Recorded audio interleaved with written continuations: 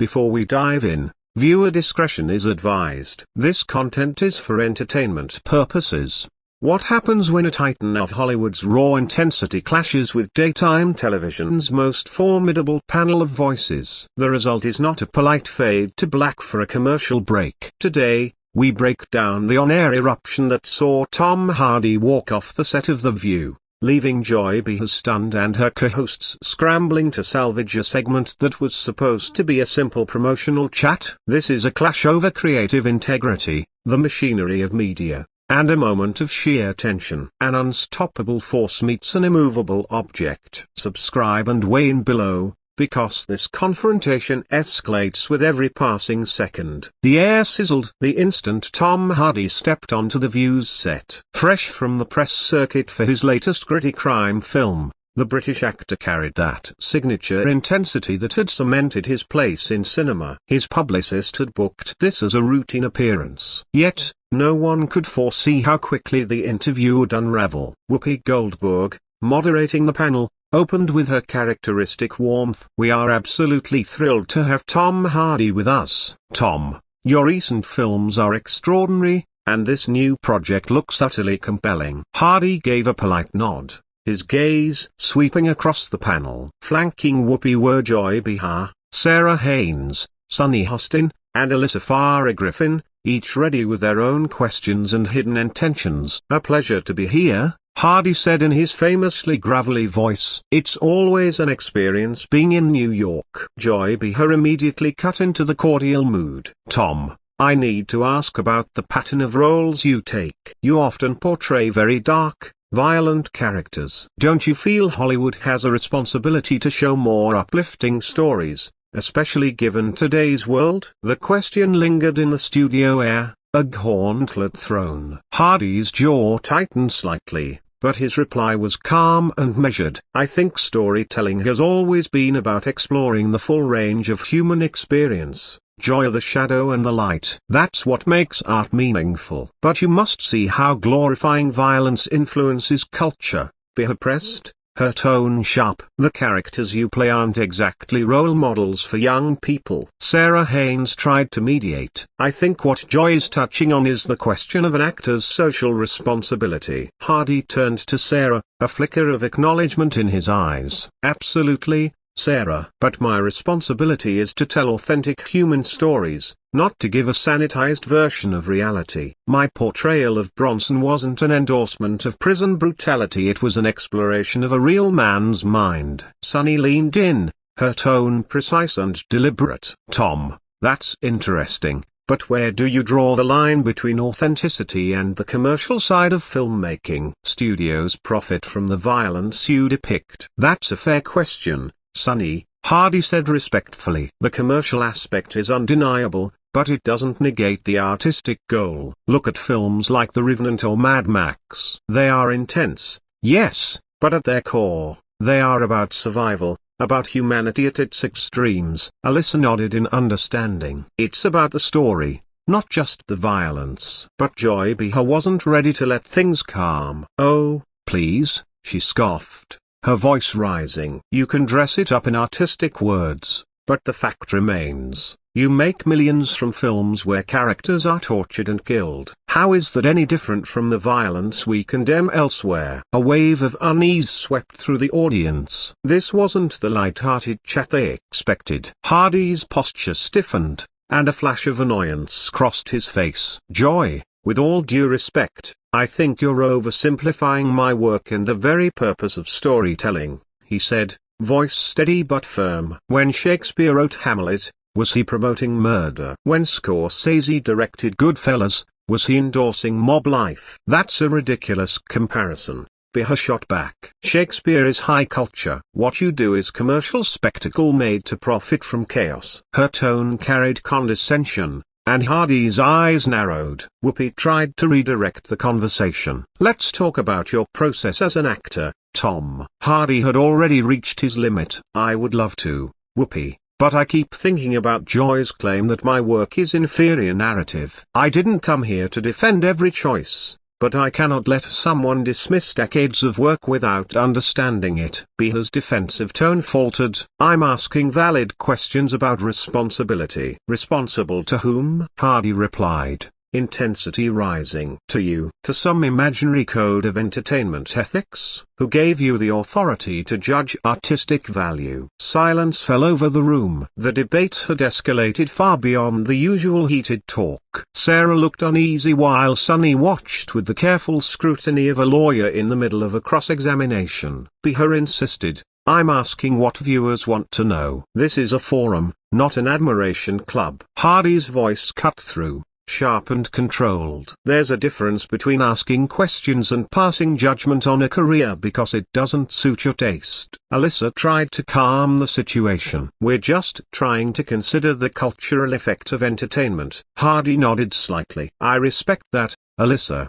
But there are ways to discuss it without condescension. The word hung in the air. Behar recoiled. Condescension? I'm asking about the media you create. Hardy's tone was steel. No, Joy. You're not just questioning. You started by labeling my work dangerous. You compared it to Shakespeare as if box office success is a crime. That's not a question, it's a verdict. The studio grew tense. Camera operators moved for closer shots, knowing they were capturing more than a simple interview. Whoopi tried again. Let's take a breath. We're straying into personal territory. Behar was unmoved. No, Whoopi. It's fair to ask if someone making millions from violent films considers the consequences of that work. Hardy's calm broke. Joy, tell me, what is your contribution? You sit here every day critiquing others' lives and passing judgment. How is that nobler than the films I dedicate myself to? Gasps rippled through the audience. Behar's face turned red as Hardy's words struck. The panelists exchanged worried glances,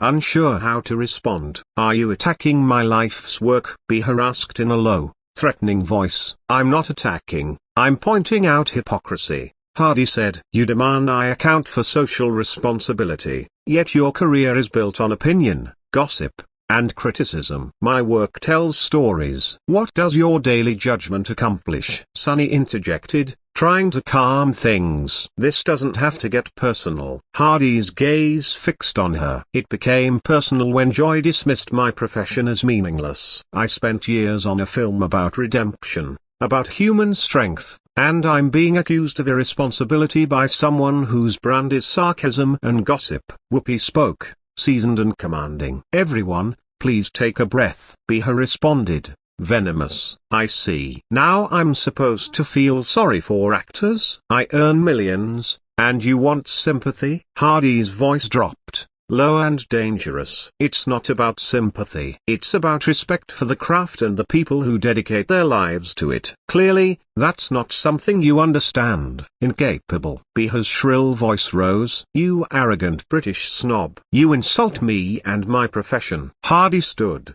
deliberate and controlled, drawing all eyes. I work with giants in this industry. Directors, writers, cinematographers, actors are people who pour their souls into storytelling. You reduce that to playing dress up? Whoopi tried to intervene. Enough. This is getting out of control. Behar refused. You glamorize brutality and lecture me on responsibility. Hardy's laugh was bitter. Joy, you haven't seen a single film in full. You judge based on a poster or trailer. That's your evidence? Behar snapped. Blood, bullets, and machismo, that's your brand, isn't it? Sarah, trembling, spoke. Can we all just step back? This is too personal. Hardy softened his tone briefly. I appreciate that, Sarah, but this became personal when Joy attacked my character and intellect. Sunny nodded in agreement. Behar hissed. Oh, now you side with him? Hollywood charm is everywhere, and suddenly no tough questions. Hardy's disbelief rose. Joy,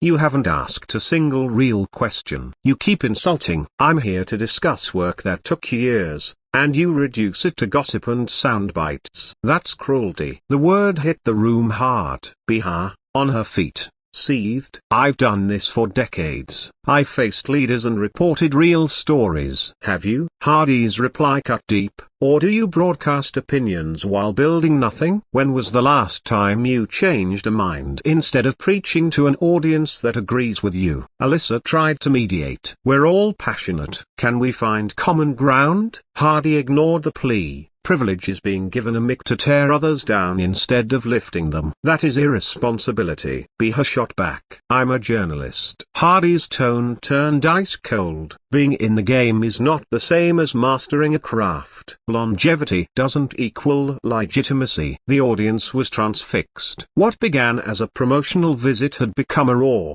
unfiltered reckoning. Sanonni tried again. We can respect each other's work. Hardy softened. Respect is a two-way street. I didn't come here looking for conflict. I came to talk about my work. And I was thrown on the defensive by someone unwilling to understand art. Behar laughed sharply. Comprehend? You throw punches and get paid millions. That's all it takes. Hardy's face darkened. At least Shakespeare's vision was performed with care. My films are a collective effort of hundreds of people creating something from nothing. Stunt coordinators, sound designers, makeup artists are all raising families on this work. And you reduce it to playing pretend? Whoopi finally commanded. Breathe, everyone. Behar snapped. Weep for millionaire actors? You demand sympathy? Hardy's patience broke entirely. It's about respect for the work and the people who dedicate their lives to it. Clearly, you cannot grasp that. Behar shrieked. You insult me,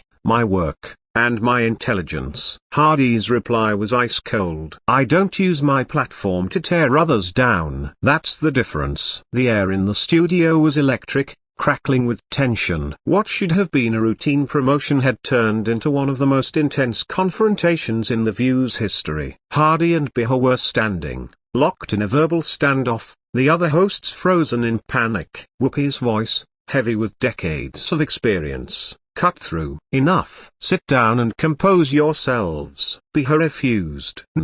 I won't be patronized by an actor lecturing me on responsibility while glorifying violence. Hardy laughed bitterly. Joy, you've judged work you haven't tried to understand, and now lecture me on respect? You reduce a career of storytelling to gossip. That's cruelty. Sarah buried her face in her hands while Alyssa stared, paralyzed. Hardy looked around the room, every word deliberate. I did not come here to fight. I came to talk about work I care about, and I was met with condescension. That's when this stopped being a discussion and became an attack on my craft, my character, and my intellect. Behar, still standing, spat out, I've done this for decades. I've faced world leaders, I've reported real issues. Hardy's voice cut through the tension. Or do you broadcast opinions while building nothing? When was the last time you changed a mind instead of preaching to those who already agree with you? The studio hung on every word. Hardy's gaze swept the room. I came to speak about films that took years to make, about the human spirit and redemption,